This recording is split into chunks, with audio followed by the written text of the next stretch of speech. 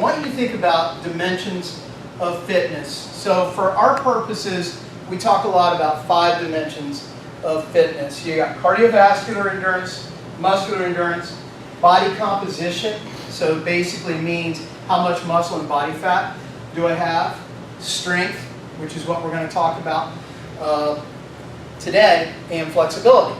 So those are the 5 big components that make up physical fitness. Now you also have performance variables like balance, speed and agility, reaction time, just to name a few.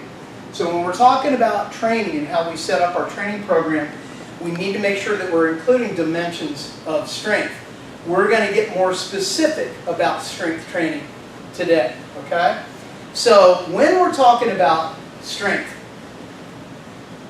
defining it really loosely is basically your body's ability to exert force on an object and to move that object safely, right, without hurting yourself. Let's just take it really, really basic. So getting stronger is a method largely of recruiting the neurological ability, the nervous system first. Think about, anybody have kids? Okay? How, do you remember when your baby started to walk? Okay, what did it look like? Were they just floating like a gazelle? Or was it like the hardest thing in the world? And then over time, they got more efficient, and pretty soon now, how many of you really think about walking? That's neurological recruitment. Your body has figured out how to put a system of movement together and how it can fire in sequence to get the most efficient movement possible. So with strength training, we're largely talking about the nervous system. On top of that, we're looking at some elements of hypertrophy or adding muscle tissue. If we put both together, it's the perfect mix. So those people who are wanting to do more strength training also need to understand we need to also have elements of hypertrophy. All right, and I'll get a little more detailed about how we do that later on. So I think a lot of coaches that are out there that are talking about strength training tend to kind of just put it out as we just need to get stronger. Strength is many things. So think about all those components that I mentioned earlier: muscle endurance, flexibility, cardiovascular endurance. All of those can be dimensions of strength. We want to add strength to all those. So I want to be flexible but strong. So there's flexibility strength, there's speed strength. There's a lot of different dimensions to strength. I can be concentrically strong, meaning I can stand up or exert force from the ground and jump high, but maybe not eccentrically strong, which means to absorb it, right? 2 totally different dimensions. So we're going to talk a lot about absolute strength and how we can include exercises that increase that absolute strength category. So think about your strength as a jar, right? And you can continue to put quarters in that jar and add. Strength is accumulative, right? The number one thing that we need to be concerned with first, before we start working with a barbell, is stability. What I see people doing a lot in the CrossFit community, our tribers out there, is you walk in day one and they put a bar on your back. This weighs 45 pounds. We're going to be doing some low bar back squats today, and some of your shoulder mobility may be an issue. So guess what needs to happen? Maybe a low bar back squat is not appropriate for you. Maybe a front squat or a goblet squat is. Squat means a lot of different things. We're going to do body weight squats. See how your mobility is. Then we'll do front squats. We're going to do low back squat. So there's a lot of different types of squatting. Not all are appropriate for everybody. Okay? So we're going to go into all of them today. So a couple of pros about using the barbell. First of all, how many people in here have been using barbell in their training? Bench press, squat, deadlift, any of the above, any kind of, okay, good. So a couple of pros. Number one, Once we're able to start using this barbell, it is for the majority of the time we're going to be dealing with gravity in a linear movement. Okay, it's called the bar path. Our body is going to be either on top of or below that bar path. So let's take the squat for instance. When that bar is sitting on top of our back, I'm loading not only the muscular system but the skeletal system. Because I put that load on top of my body, I increase the amount of tension on my muscles, connective tissue, and thus my skeletal structure. So if we can do it safely, one of the best ways to increase density of muscle tissue, connective tissue, and bone is to put a bar on your back. Once again, we need to make sure that we're progressing to that point to where we're able to do that. I would not recommend that people walk right in day one and begin weight training with a 45-pound bar. You're probably not ready. And as we explore today, you'll probably see some orthopedic limitations that you have or may not even know you have, some mobility issues that if you don't address, guess what happens, especially with a bar? They are magnified 10 times over, okay? So technique is very, very, very important. So with a barbell, we're able to load a lot more weight on this thing. If we can begin to train with more weight, we're increasing volume. We're increasing the size and density of the muscle tissue. And once again, the tension that it puts on the body. So we're able to increase or create more hypertrophy. Anytime I say that word, I'm basically talking about the muscles getting bigger. Okay? So we're able to put more load on the body with a barbell as opposed to dumbbells. Okay? Most movements that are done with a barbell are comprehensive, meaning I can't think of a lot of barbell exercises that don't include every muscle in your body. Even if you're just standing doing a bicep curl, there's no such thing as isolating a muscle group.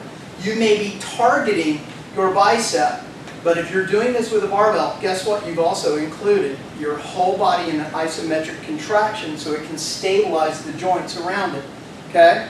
So you're including a lot of muscle tissue. Once again, incredible benefits. If you're doing a squat or deadlift, you will find out today, and we're not going to train heavy, but even just with perfect technique, you will find out really quickly when you're squatting and deadlifting, there's not a single muscle that's missing. Your eyelids will be sore if you're doing it correctly. Okay? So we're covering a lot of area there.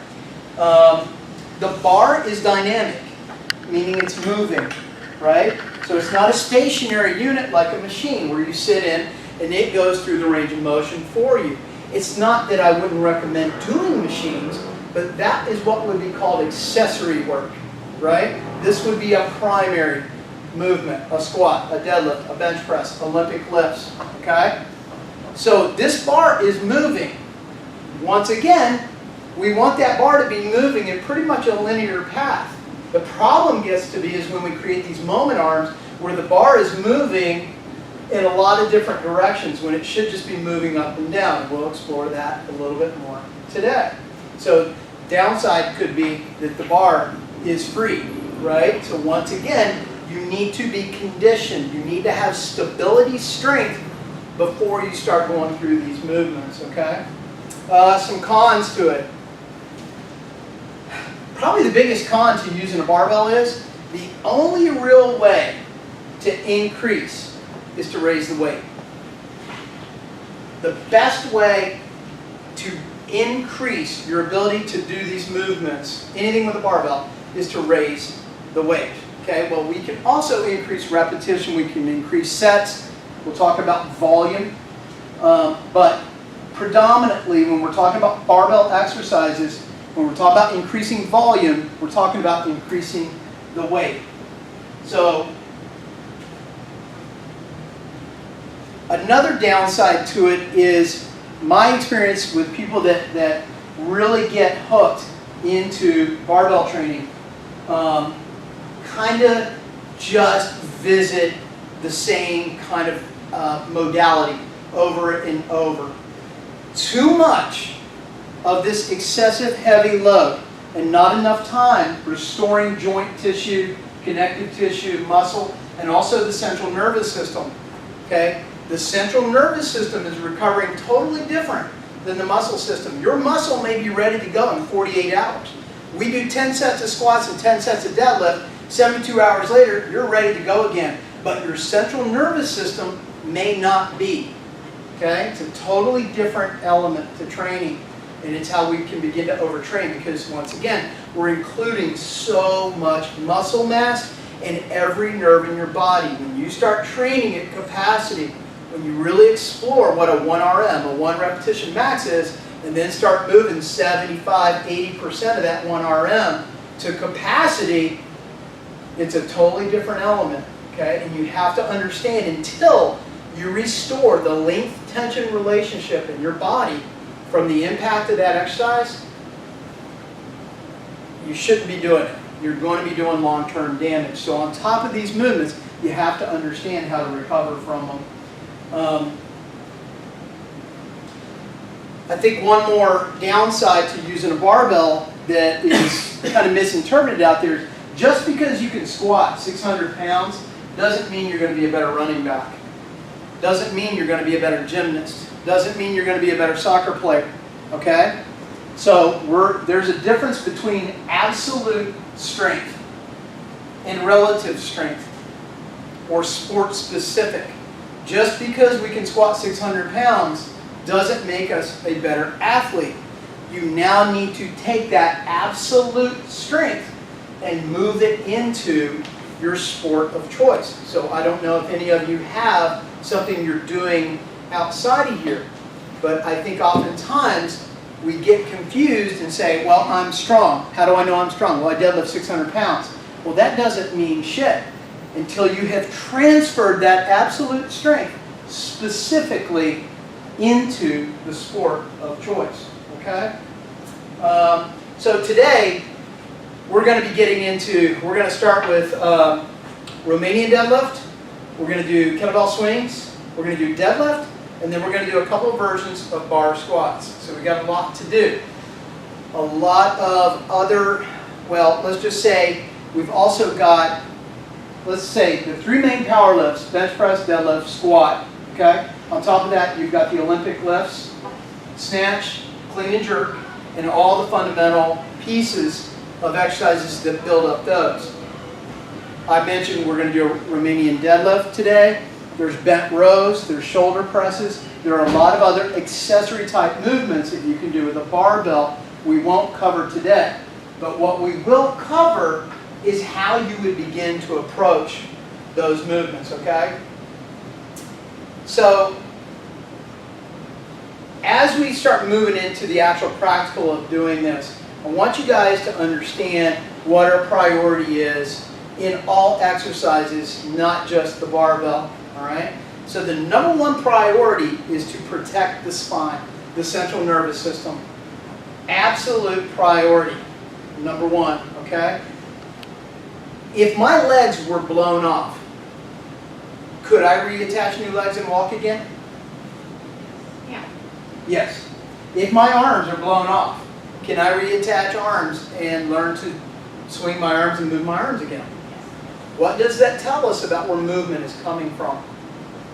Okay? Is it coming from my legs, arms, and my limbs, or is it coming from my spine and also the pelvic floor? So when we're talking about that, okay, we have what's called the local stabilizers inside our body. Those muscles are attaching the pelvic floor and the spine, and they're weird names like multifidus, internal obliques, diaphragm. Okay? So believe it or not, the diaphragm is very much a part of stabilizing your spinal position and pelvic floor. And as we increase weight, the importance of understanding how to keep that spine in a neutral position become critical, because therein lies massive amounts of injury. And if we injure the spine, if you hurt a knee or ankle, you probably can still make it through life. You hurt your spine, guys, you're down. That's all there is to it. So we have to protect that spine at all costs. So the word core is used quite a bit when trying to define or address the internal muscles that are controlling the spine and pelvic position, okay? My problem with that is it becomes kind of a noun. When I say core, you guys grab your abdominals up, this is core. Core is not only the muscles that are underneath the abdominals, it's a verb. It also means how those muscles are communicating with the muscles that are on top of them. Those are called global stabilizers. So everything that you can touch, abs, glutes, quads, iliotibial, erectors, everything that you can touch out here, those are your global stabilizers. They will only do their job as well as my local stabilizers. So we'll talk a lot about spine breaking, okay? And 9 times out of 10, I find that if people are having issue breaking their spine, either cervical here, kyphotic in the shoulder, or lordotic, 9 times out of 10, it's because we have an internal firing sequence that just isn't working correctly. We've got a lot of women that have come in that have had children, and after that, the nervous system and the muscles don't necessarily go back the same way. The body just wants to heal, and it doesn't really care how it does it, right? So learning how to find those muscles, called a brace, right? And then move while stabilizing takes a lot of practice and a lot of technique, and we're going to get pretty heavy into it. Any questions so far? Yes. How do you know when your body has fully recovered to go back? You said your muscles might be ready, but your nervous system isn't. How would you know when your body's ready? Well,